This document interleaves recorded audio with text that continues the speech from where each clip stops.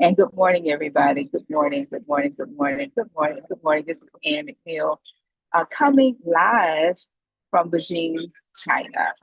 And I'm in a moving vehicle. Yes, and this is our Think and Grow Rich Mastermind Live. And I decided that I was not going to use any excuse not to be here with you today. We are alone, just the two of us, just me and you. That's right. I am your host for today, but I'm also your guest for today because this is an Ann McNeill Master Class. And again, I'm taking all of the excuses, and I love the quote by Miss Nightingale when someone asked her about her success. And she said, listen, I don't give excuses and I don't take excuses. And so that's my motto today as we talk about this principle from the book Think and Grow Rich by Napoleon Hill entitled Autosuggestion. But what is autosuggestion to you? And why is it important? And the why really is the question. What is your why? Yes, you. Yes, good morning. And here in China, it is good evening. 12 hours ahead of you and a day ahead. We're actually on Sunday and you're actually on Saturday. But today I decided to focus on a story. And the story I've entitled it 19201. I want you to write that down. 19201. 19201 was my old address. But before I talk about the address, I decided to go really to the book. This is the version of the book that I'm using. And I'm going to read something that Napoleon Hill said about autosuggestion. And he said that it is a term that is applied to suggestion.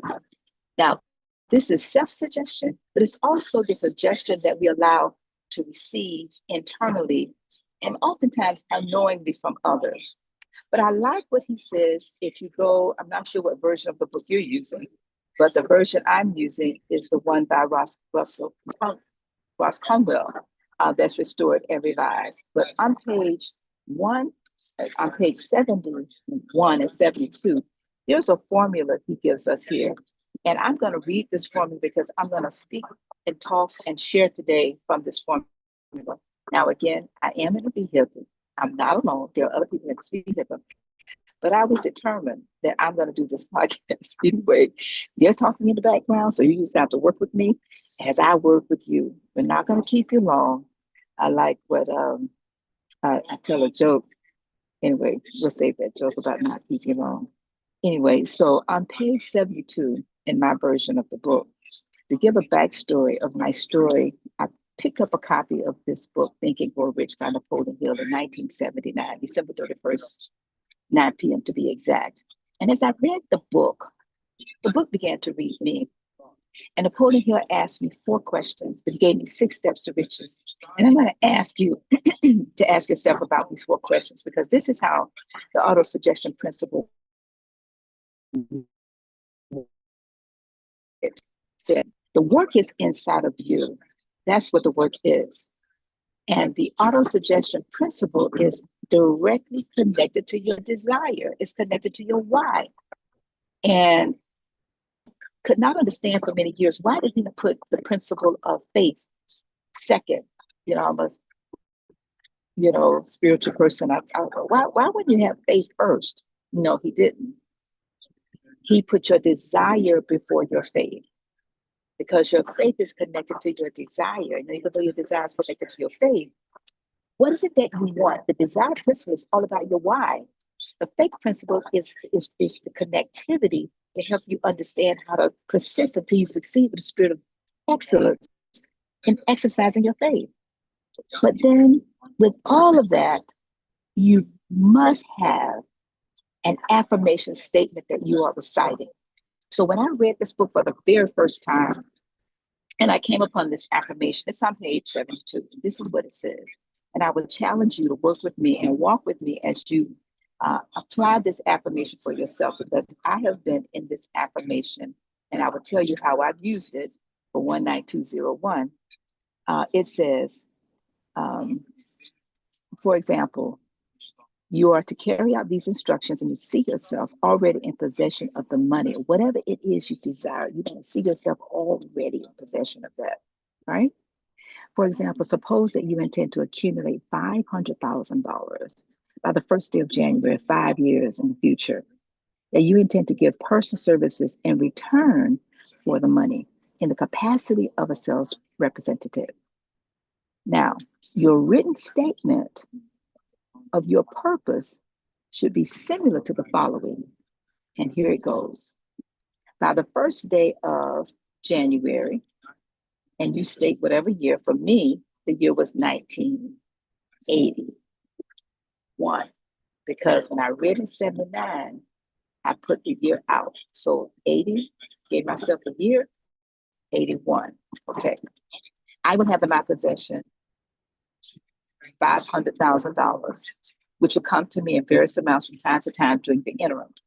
In return for this money, I will give the most efficient service of which I am capable of rendering the fullest possible quality and the best possible quantity of service in the capacity of selling. And for me, I'm in the construction industry, and that's why I was selling construction services and later on consulting services. I believe that I would have this money in my possession. My faith is so strong that I can see this money with my eyes. I can touch it with my hands. And it is a way to transfer to me in the time. Here we go. Here we go. Here we go. Here we go. In the time and the proportion that I deliver the service. And that's where the work goes. All right. That I deliver the service that I intend to render in return for it. I am awaiting a plan that I wish to accumulate this money, and I will follow this plan when it is received. That is the statement. Okay. It is on the principle of autosuggestion. You can read it for yourself. But when I read it and I began to imagine, what is it that I really, really want? And in the beginning years, it was the money. It was about the money. But then as time went on, I realized the money was not a motivator as much as what was I going to do with the money? And what was I going to do with the money had to do with I wanted the money to take care of my mother. You see, because my father passed and I became financially responsible from a teenager for the well-being financially of my mom. Okay. And so I always wanted to be in a financial position where she would need nothing and want for nothing as she aged. So the money was more about what was I going to do with the money. Now, for you, as you're listening to me, how much money do you want? What are you willing to do in return for the money? By what date do you want the money by? And what is your affirmation? Choose this one off page 72. Choose this one off page 70. Whatever book you're using, choose the affirmation that's in the principle of autosuggestion. All right? So as I began to visualize, because I continue to read into the imagination principle and specialized knowledge and all of these things, I began to visualize having this money in my possession. And what was I going to do? So I wanted a home that would accommodate my mom and our family. And during this period of time, and I thought about this as I was preparing for this, and I realized I'm always talking about this story about December 31st, 1979, but I never really go into the journey of getting here, wherever here is, where in the world is Ann McNeill. I'm on a cruise, a world cruise. That's another one. But more importantly than that, what is that process for you? What does it look like for you? Now, if you have any questions or comments, you're going to put them in the chat. I have some support here from Michelle, Mazer, and some other wonderful support people because I am, soloing it today. And so, Michelle, any questions that you see, please just put them in the chat here on YouTube and on Zoom, and I will take the questions from the audience. But I also want to thank all of you that's here. And so, Michelle, you can give me that information too in the chat. In China, this Wi-Fi is limited. So if I go out and I lose you, just know I'll be right back. Okay? Because I'm on my phone and my laptop is not whatever. That's immaterial. But let's come back to this story. These instructions, in the beginning, they seem kind of abstract, if you will, willy nilly.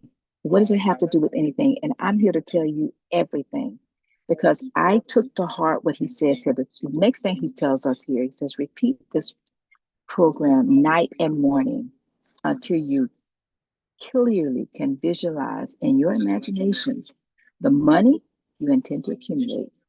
Number three, he said, then you want to place a written copy of this statement where you can see it at night and also in the morning. Just before you go to bed, you should see it, recite it. And when you arise, you should see it and recite it. And I did that. I did that every single day. But I didn't just do that.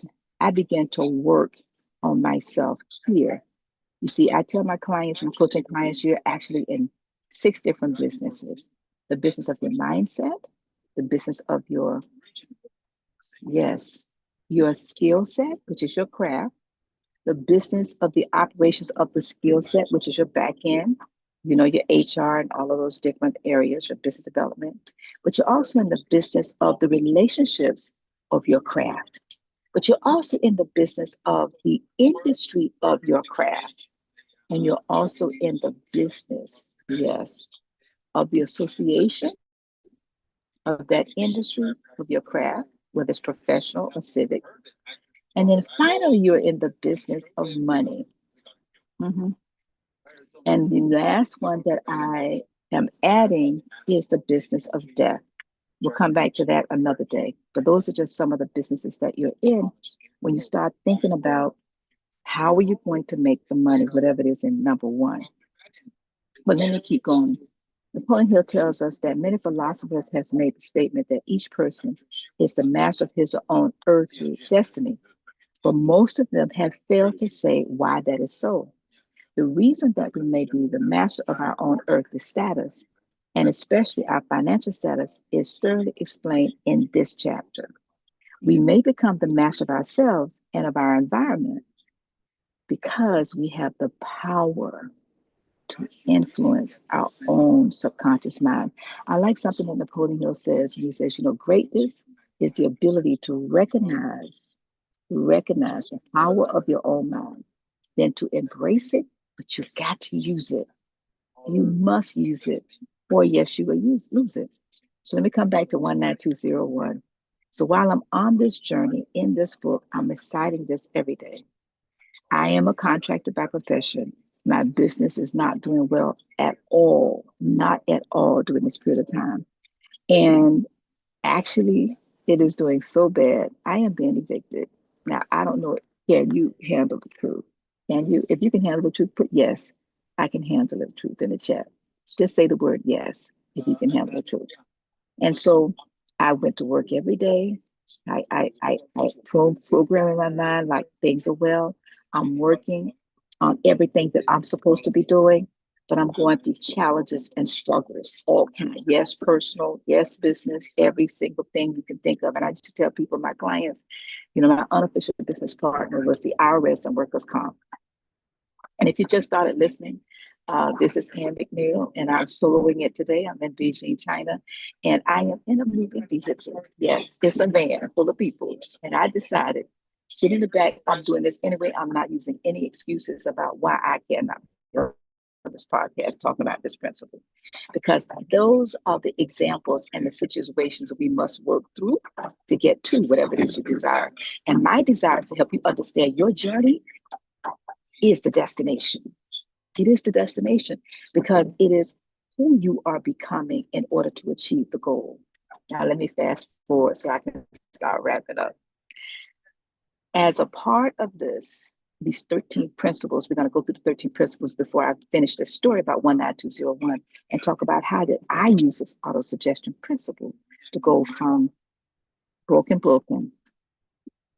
to sitting in Beijing, China, talking to you about page 72 and this auto-suggestion principle. So Michelle, if you can gear up the video, we're going to talk about and listen to these 13 principles. I will be right back. And then we're going to go ahead and continue. That's no excuses. So for those of you that have been here with us, you know the video, you know the 13 principles. I'm going to go ahead and share with you how I use the 19201. 19201 East Oakmont Drive is an address. And as I started on this journey with this book, I began to visualize. I had a picture on my refrigerator. And I began to visualize where I wanted to live and what I wanted it to look like in preparation to receive my mom. She became ill. Well, that is how 19201, we're getting out of this dance. You know, give me a second. Just give me, I'm going to go off camera. But I'm going to continue my story. You have to bear with me, those of you who are joining. So I decided to do this anyway. Give me a second. Bear with me.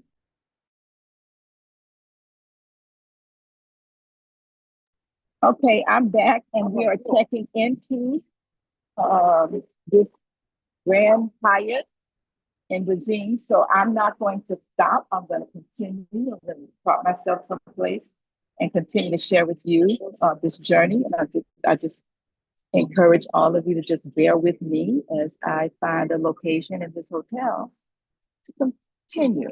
All right, if that's okay with each of you. All right. How about a view? Just show you that I'm not kidding.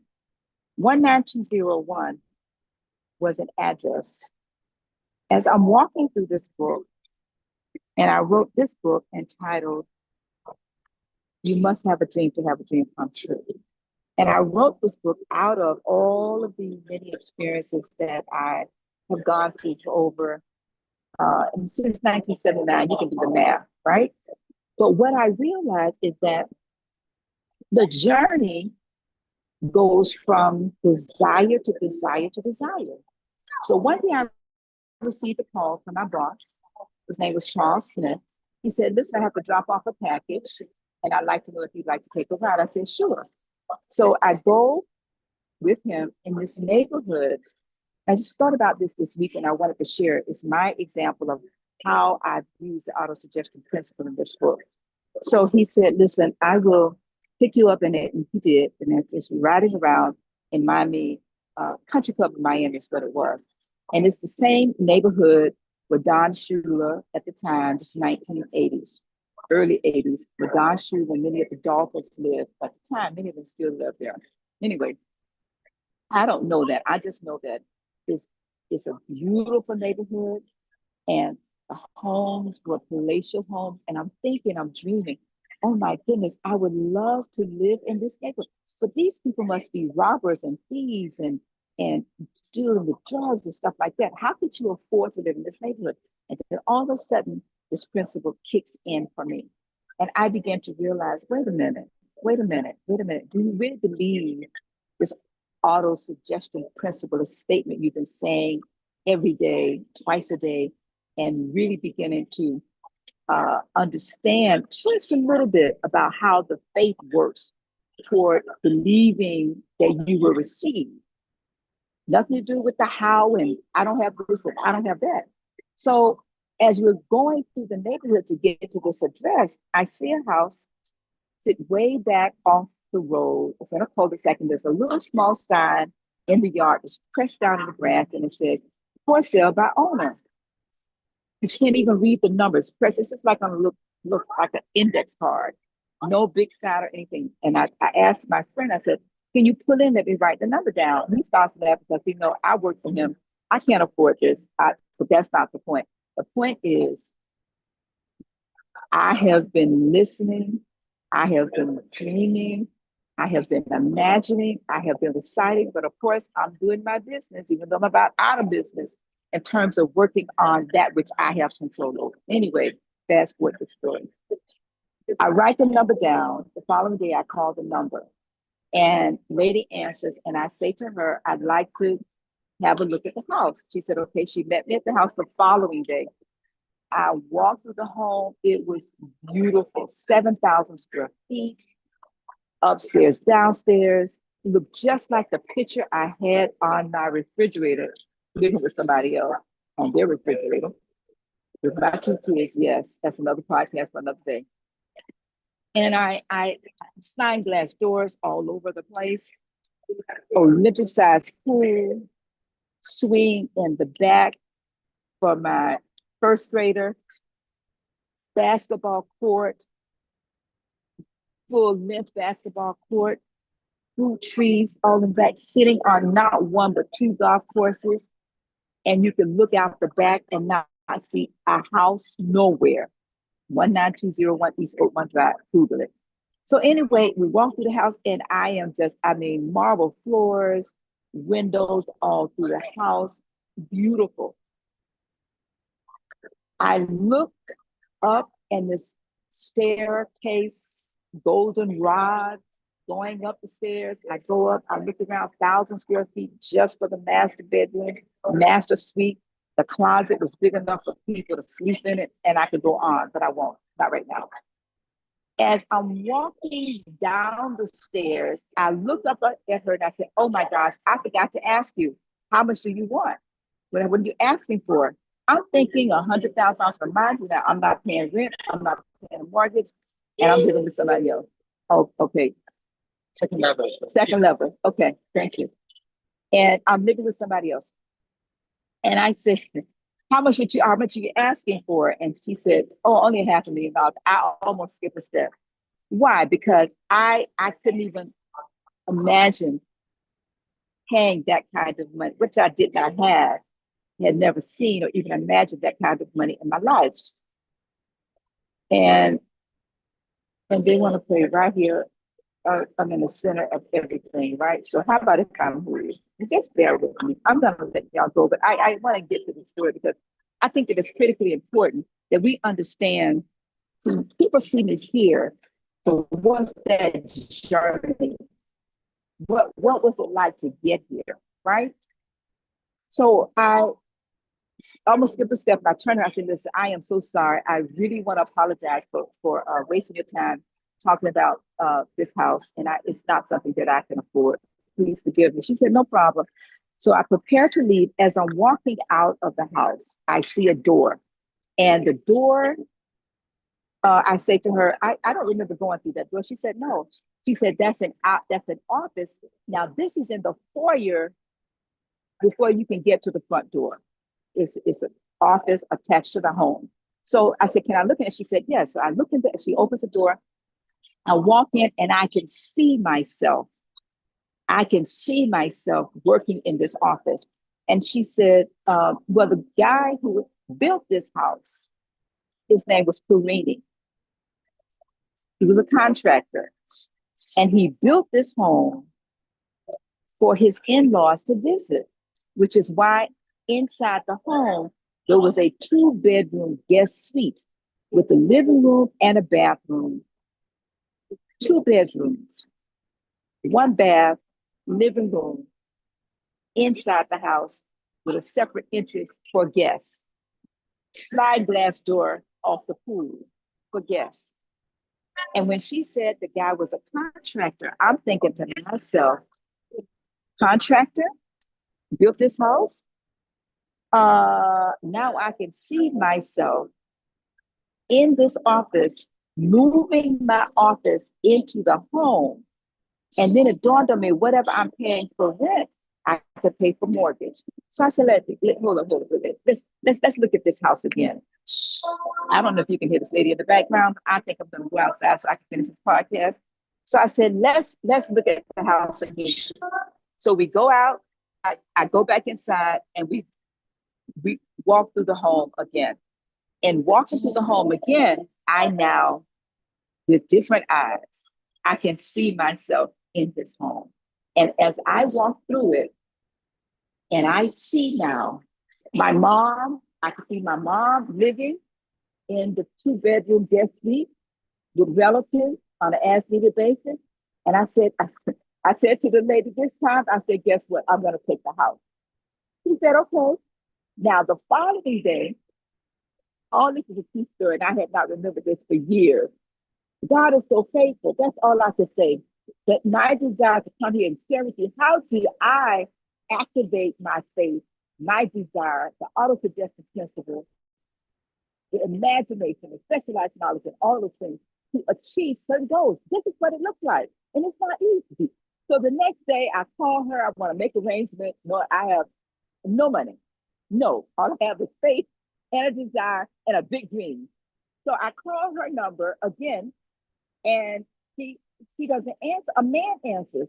And I said, hi, I'm calling to talk to you. I called him, and he said, oh, that's my wife. She's not here right now.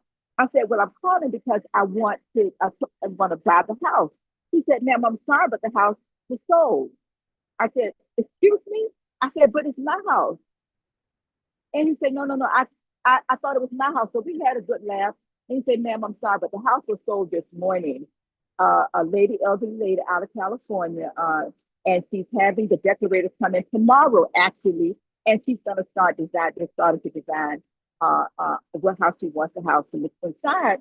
And because she's elderly, she's having a stair, a chair installed to go up and down the stairs. And I'm thinking to myself that that's my house. That's my house.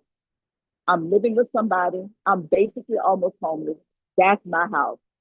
I go home, true story, I start packing. Why? Because we purchased.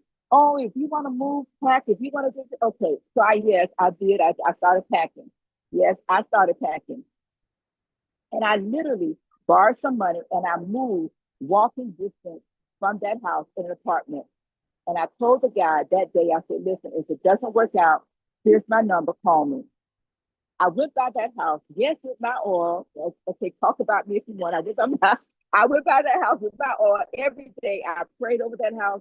That lady never showed up. And in less than 30 days, I took a 90-day lease on the apartment. It was an efficiency around the corner. Yes, Miami Lakes.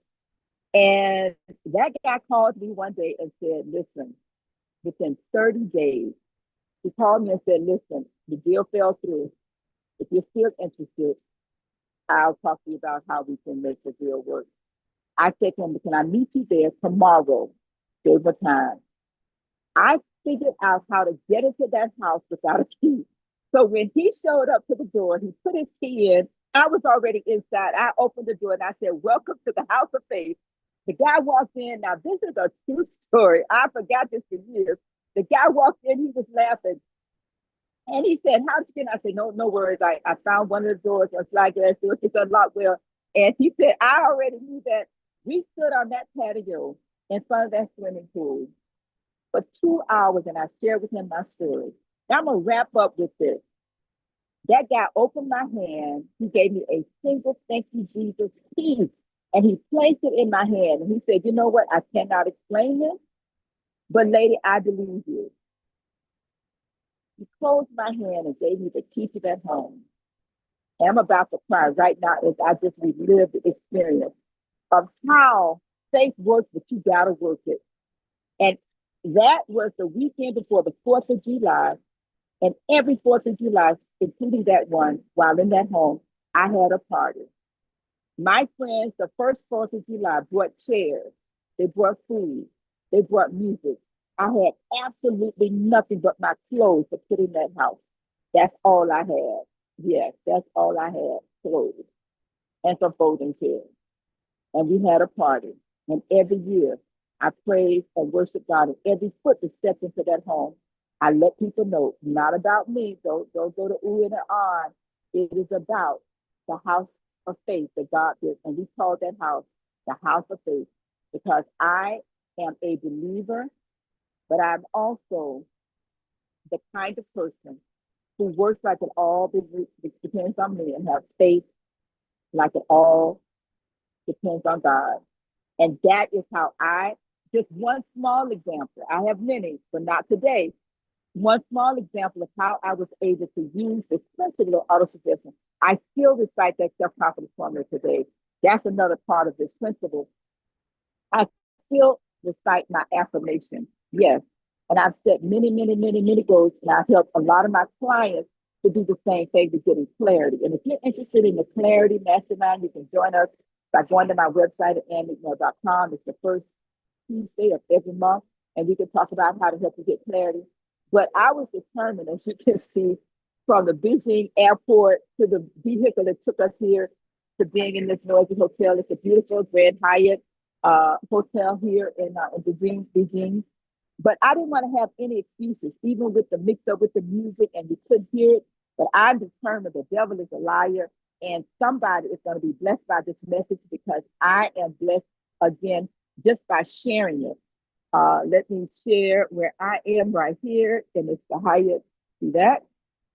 But it doesn't matter. It doesn't matter where in the world is standing here. The bottom line is, where are you in your life and your dreams and your goals and your aspirations as it relates to whatever it is that you want? Your how is not important. Your why is more important. And what you're going to do and who are you going to become in your journey to achieve it. Because there's no destination. Because as soon as you hit one goal, you got to reset it, reset it, reset it, reset it, reset it. And then it's over. You're gone. So I'll go ahead and wrap up. People are watching me who are supposed to be here on this trip with, on this tour, and they're waiting for me. And I know you're waiting too. My desire, again, is to encourage, uplift, and encourage you to have a process. I created a phenomenal process. I wrote this book. See if I can get the second book, which is How to Start and Run Your Own Successful Mastermind Group. And this book, let me walk back inside and get close up. But this book helps us to take your desire, identify an individual or two that you can mastermind with that's going to help you achieve your goals. All right. And I believe that once you're able to do that, it's a little bit quieter. Once you're able to do that with accountability, you can hold others accountable and they can hold you accountable. All right. But this is the other book. It's called How to Start and Run a Successful Mastermind Group. You can go to my website at McNeill.com to get this book. But you can also get this book called You Must Have a Dream to Have a Dream Come True. And many of my stories and examples are in this book. But this is the major one, the Think and Grow Rich book. Whichever version you have, it's up to you. All right. I love you all. Michelle, thank you for helping me today. I really appreciate it.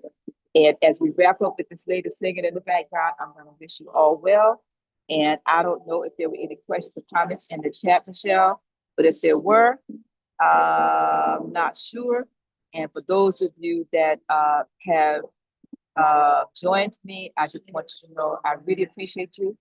And thank you so very much. Michelle, we're going to give a shout out to all of you who are on the YouTube, which unfortunately I cannot see the YouTube. Okay. But pray for me and pray with me. And I'll see you next Saturday. All right. God bless everybody. Have a great day.